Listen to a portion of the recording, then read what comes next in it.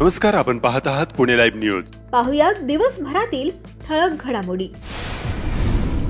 मोटारीत गळा चिरून तरुणाची हत्या, दोघे ताब्यात. चाकणजवळील नाणेकरवाडीमधील घटना.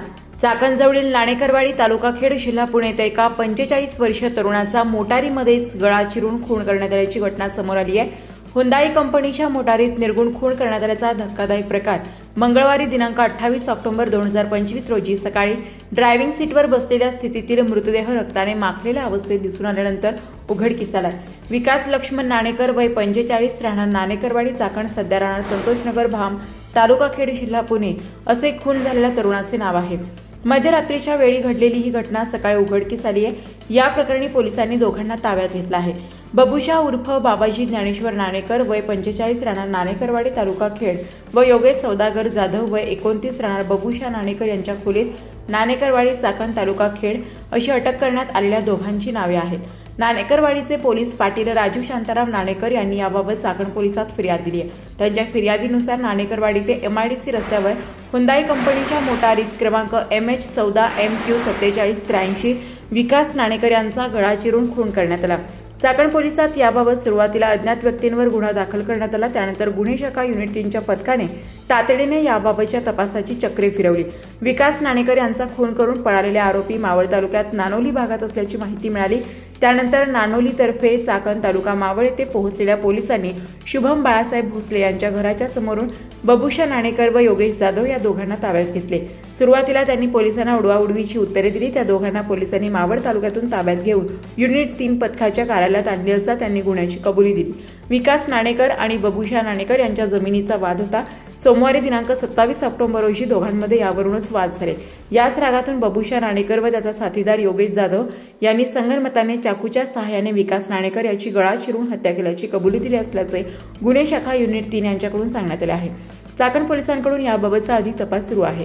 दरम्यान चाकण ग्रामीण रुग्णालयात विकास नाणेकर यांचा मृतदेह उत्तरीय तपासणीसाठी मंगळवारी सकाळी आणण्यापूर्वी पोलिसांकडून पंचनामा व घटनास्थळाची पाहणी करण्यात आली.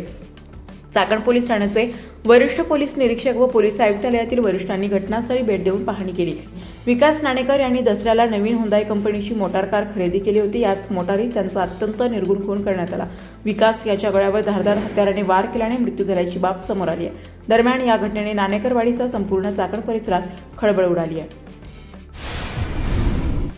खंडणी मागण्यास सांगून एकाला बेदम मारहाण. निमगाव खंडोबा तालुका खेड एका तरुणाला दोघांनी दारू पाजून त्यानंतर कंपनीत कामे सुरू असलेल्या ठेकेदारांकडे लाखोंच्या खंडणी मागण्यास सांगितले. दोघा तिघांकडे पैशाची मागणी करून कोणीच दाद न दिल्याने त्या दोघांनी याच तरुणाला बेदम मारहाण केल्याची घटना घडली. अमर बाळासाहेब शिंदे, रामकृष्ण विश्वास भोंडवे, दोघे राहणार निमगाव तालुका खेड जिल्हा पुणे या दोघांवर खेड पोलीस ठाण्यात गुन्हा दाखल करण्यात आला. फिर्यादी मयूर संभाजी भगत व 29 राहणार भगत वस्ती खरपुडी बुद्रुक तालुका खेड याला आरोपींनी रात्रीच्या वेळी निमगाव खंडोबा येथे ऑडी गाडी आडवी लावून त्यांच्यासोबत दारू पिण्यास खेडला घेऊन गेले. पुन्हा परत निमगाव येथे आणून फिर्यादीला निमगाव येथे रोहित भगत याच्या घरी घेऊन जाऊन तुमची MIDC मध्ये खूप कामे चालू आहेत, रोहितला बाहेर बोलव नाहीतर त्याच्याकडून 5 लाख रुपये घेऊन ये अशी खंडणी मागण्यास सांगितले. दरम्यान गाडीतील डिक्कीतील कोयता काढून धमकावून फिर्यादीला हाताने मारहाण केली. परंतु रोहित बाहेर न आल्याने परत गाडीत बसवले. पुन्हा 2 ठेकेदाराला यांना फोन करून त्यांना 5 लाख रुपये घेऊन ये असे सांगण्यासाठी पुन्हा दोघांनी शिवीगाळी दमदाटी करून हातातील कोयत्याचे उलट्या बाजूने उसाच्या दांडक्याने फिर्यादीच्या पाठीवर, डोक्यास, डोळ्याजवळ मारहाण केली. खेड पोलीस अधिक तपास करत आहेत. खेड तालुक्यातील पाईट कोंबडवाडी भागात बिबट्याची दहशत वाढली आहे. 1-2 नव्हे तर चक्क अर्धा डझन जनावरांचा फडशा बिबट्याने पाडलाय. वन विभागाने याकडे दुर्लक्ष केलंय. त्यामुळे या भागातील शेतकरी संताप व्यक्त करत आहेत. बिबट्याने या भागात मोठी दहशत निर्माण केली आहे. गुरांना मारून बिबट्या थेट झाडावर नेऊन फस्त करत असल्याचे प्रकार समोर आलेत. स्थानिकांनी याबाबत काय सांगितलंय जाणून घेऊयात.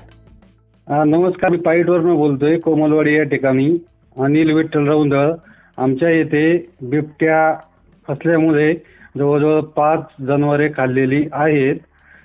त्याच्यामध्ये संदीप सकाराम खेंगले यांचं 1, बाबाजी तुकाराम खेंगले यांची 2, नामदेव गोविंद रौंदळ यांचं 1, दत्तात्रय दशरथ खेंगले यांची 2 वासरे व बाळू करंडे यांचं 1 वासरू बिबट्याने अक्षरशः झाडावरती नेऊन वासरू खाल्लेले आहेत. त्याचे सदर फोटो वगैरे मी आपणाला पाठवत आहे.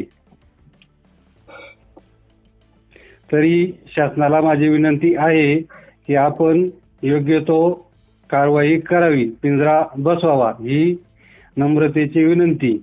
कोणताही अधिकारी या ठिकाणी लक्ष देत नाही. गेले 15 दिवस असाच विषय चाललेला आहे. पुणे नाशिक महामार्गावर चाकणमधील तळेगाव चौक आणि आंबेठाण चौक भागातील उड्डाण पुलांच्या लगतच्या सेवा रस्त्याचे 12 वाजलेत. मोठ्या प्रमाणावर पडलेले खड्डे, त्यात साचलेले पावसाचे पाणी, गटारांचे या भागातून अव्याहतपणे वाहणारे पाणी यामुळे या भागातून प्रवास करणे जिकिरीचे होत आहे.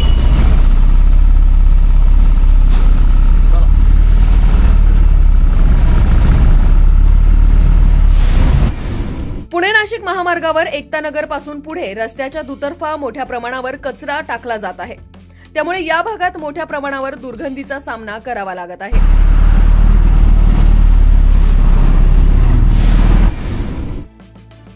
स्थानिक स्वराज्य संस्था निवडणुकांचा फिवर वाढत आहे. मागील निवडणुकांच्या तुलनेत अधिकाधिक उमेदवार निवडून आणण्याचे दिव्य राजकीय पक्ष आणि त्यांच्या नेत्यांना पेलावे लागणार आहे. मागील 2017 मध्ये झालेल्या निवडणुकीत जिल्हा परिषद सदस्य म्हणून शिवसेना 3, राष्ट्रवादी काँग्रेस 2 व भाजप 2 सदस्य निवडून आले होते.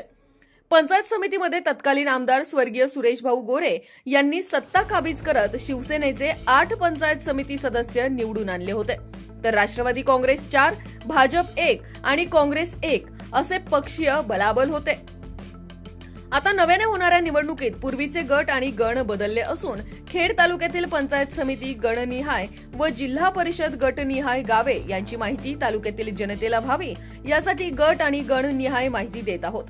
आज पाहूया जिल्हा परिषद गट वाडामध्ये एकूण 44 ग्रामपंचायती असून 2 गणात ग्रामपंचायती या पुढील प्रमाणे विभागल्या आहेत. वाडा गणात 20 ग्रामपंचायती तर वाशेरे गणात 24 ग्रामपंचायती आहेत. यात काही संयुक्त ग्रामपंचायती असल्याने महसुली गावांची संख्या वाढलेली आहे. खेड तालुक्यात अवकाळीचे ढग दाटले. दसऱ्यानंतर दिवाळीतही बरसणारा पाऊस पाठ सोडतच नसल्याचे स्पष्ट झालंय. मे पासून सुरू झालेला पाऊस ऑक्टोबर संपत आला मात्र अजूनही बरसतच आहे. प्रारंभी अवकाळी, त्यानंतर पावसाळा आणि आता पुन्हा अवकाळीचे ढग दाटून येत असल्याने शेतकरी अडचणीत आले आहेत. मंगळवार दिनांक 28 ऑक्टोबर 2025 रोजी देखील सायंकाळी तालुक्याच्या काही भागात असे अवकाळीचे ढग दाटले होते. शेतकऱ्यांनी शेतीची मशागत ट्रॅक्टरने केली होती. फणे, रोटर मारणे, वाफे तयार करणे आणि त्यातच पाऊस झाल्याने शेतकऱ्यांना कांदा लागवड, बटाटा लागवड किंवा फ्लॉवर, मका लागवड, ऊस लागवड हे ठप्प झालंय. अवकाळी पावसाने पुन्हा आता नवीन मशागत करावी लागणार आहे. अवकाळी मुसळधार पावसाने पिकांचे नियोजन देखील कोलमडणार असल्याचे शेतकरी सांगत आहेत. पुन्हा एकदा शेतात कालच्या पावसाने पाणी साचले.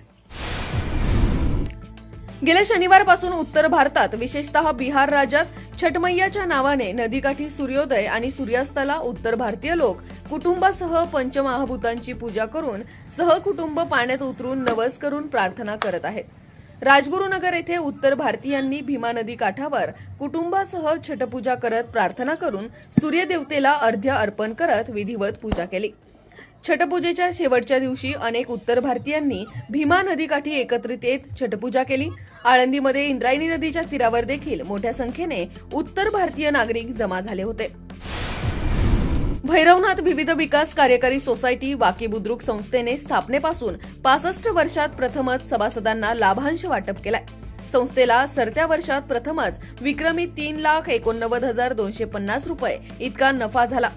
सभासदांना लाभांश 8% म्हणून देण्याचा ठराव मंजूर करून सभासदांच्या पीडीसीसी बचत खात्यावर लाभांश वर्ग करण्यात आला, अशी माहिती संस्थेचे अध्यक्ष अॅडव्होकेट धनंजय रामदास कड यांनी दिली. कार्तिकी यात्रेच्या पार्श्वभूमीवर नगर विकास विभागातर्फे आळंदी पुणे रस्ताकरिता 1 कोटींचा निधी मंजूर करण्यात आलाय.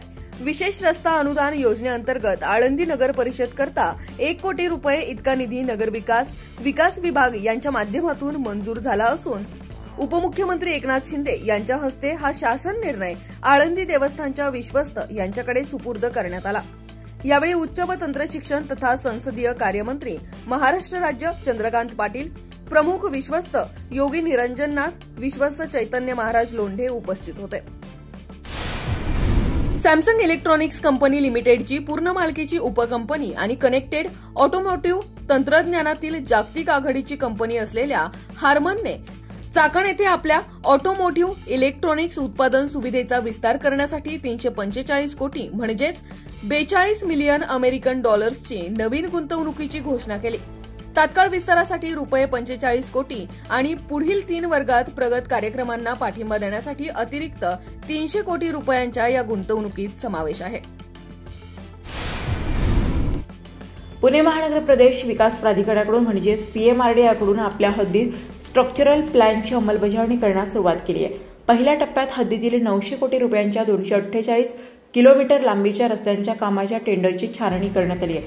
लवकरच या रस्त्यांची कामे सुरू करण्यात येणार आहेत.